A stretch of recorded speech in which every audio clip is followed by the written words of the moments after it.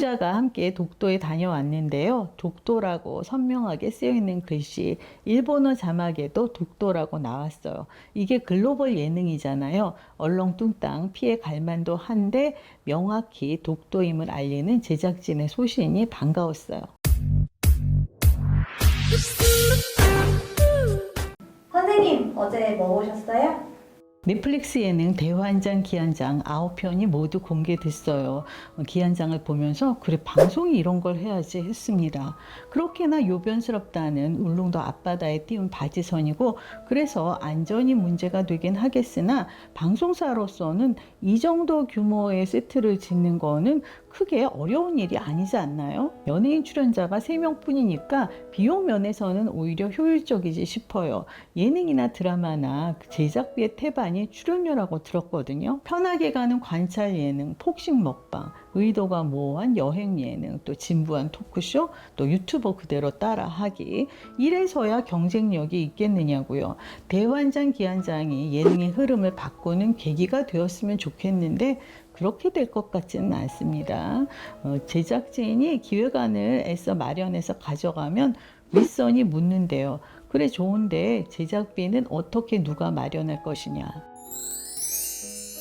JTBC 효린의 민박에 정효민 PD와 윤신혜 작가가 만든다고 하니까 그런 분위기를 떠올리며 신청한 분들이 꽤 계셨어요. 그러면서도 주인장이 기안84 씨라고 하니까 기괴한 뭔가를 예상하게 되잖아요. 손님들도 시청자들도 예측 불허 도무지 감이 안 잡히더라고요. 어쨌든 힐링 그 자체였던 효린의 민박과는 달리 대환장 기안장은 기본적으로 힐링을 거부하는 민박이었어요. 울릉도 앞바다 바지선 위 3.8m 암벽을 기어 올라가야 비로소 집 안으로 들어갈 수 있는 이 민박은 그 외에는 다른 출입구도 없고 내부에서 아래층 식당으로 내려가려면 봉을 타야 합니다. MBC 거침없이 하이킥에서 이민용 선생이 타던 그 봉 맞아요. 게다가 외부로 노출된 잠자리여서 자다가 비가 오면 피신을 하거나 아니면 그냥 맞으면서 자야 해요. 그러나 손님들은 불평을 하기는커녕 이게 낭만이죠 라고 말을 합니다. 불편함을 낭만으로 받아들이는 이 낯선 희한한 반응, 이게 이 프로그램의 핵심이죠.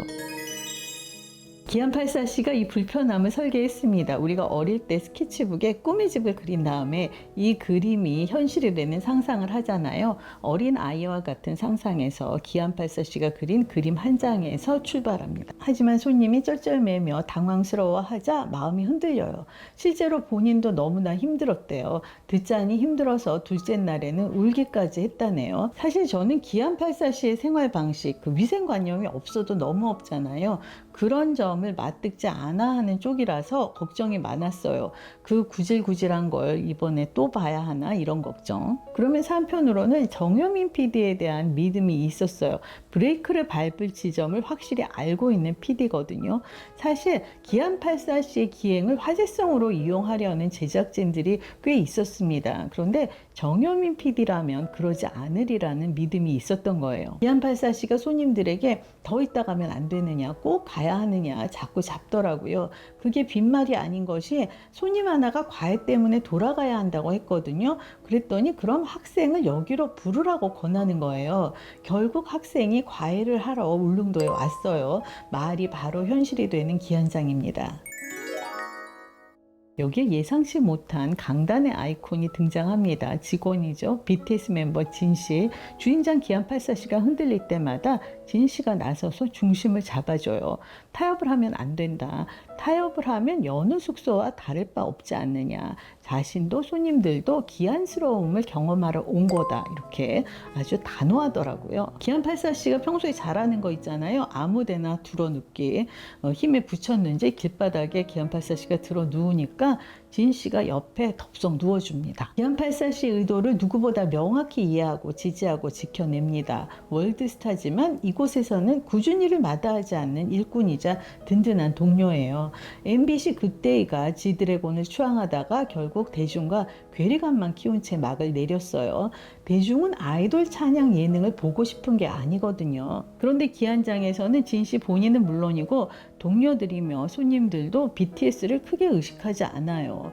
배려는 기본이고 엉덩이 가볍고 일머리 있고 눈치 빠르고. 일예로 배드민턴 채를 들고 온 하유리가 실력 발휘를 못한 채 떠나게 된 걸 알아채고는 한판 쳐보자고 제안을 하는 진씨.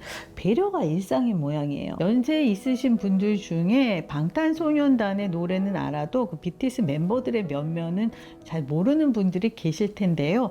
대환장 기안장을 보시면 적어도 석진 씨의 매력만큼은 알게 되실 거예요.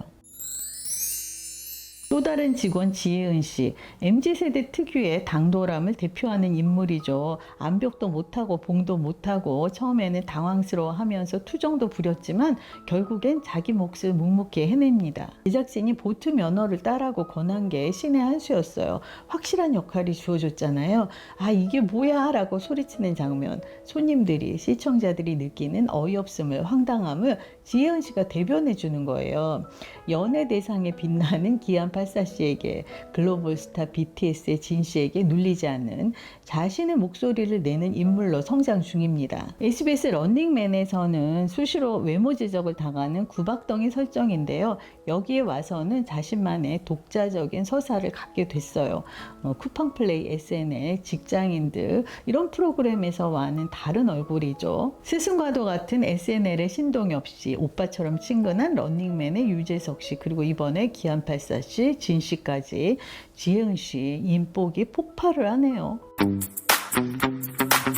놀라운 건 손님들의 반응이죠. 암벽을 타고 봉을 타고 야외 침상에서 비를 맞으며 하룻밤을 보내지를 않나. 심지어 손으로 밥을 먹고. 그러나 불평불만이 없어요. 그러려니 합니다. 기안84가 주인장이라고 하니까 내심 각오를 하고 왔나 봐요. 서로 클라이밍을 도와주고 함께 벤치를 만들고 아이와 함께 곤충을 보러 밤에 산에 오르고 그리고 별을 보며 이야기를 나누고. 요즘 예능에서 보기 어려운 장면이었죠. 왜 굳이 밥을 손으로 먹느냐 더럽게 보면서 혀를 차는 분이 계실 텐데요. 기안84 씨가 MBC 태어난 김에 세계 일주에서 인도에 갔을 때 그 본인도 처음에는 망설였어요. 그런데 생각해보면 자기 손이잖아요. 누가 먹었는지 모르는, 언제 어떻게 닦았는지 알 수 없는 공용 숟가락보다는 자신의 손이 훨씬 깨끗할 수 있다는 거죠. 적어도 내 손은 내가 꼼꼼히 깨끗이 닦으면 되니까. 매사 생각하기 나름이지 싶어요.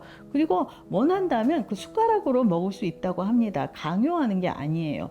그러나 석진 씨가 나서서 막으려나요? 기본은 지켜야 한다고 하면서. 손님 중에 아들 둘을 데리고 온 분이 계셨어요. 현재 암투병 중이신데 하율, 하담 두 아들과 특별한 추억을 만들고자 신청을 하셨다고 합니다. 기안84 씨가 정한 씨에게 자신이 기운이 좋은 편이다. 자신에게는 설명할 수 없는 기적 같은 일이 많이 생겼다. 이런 말을 해요.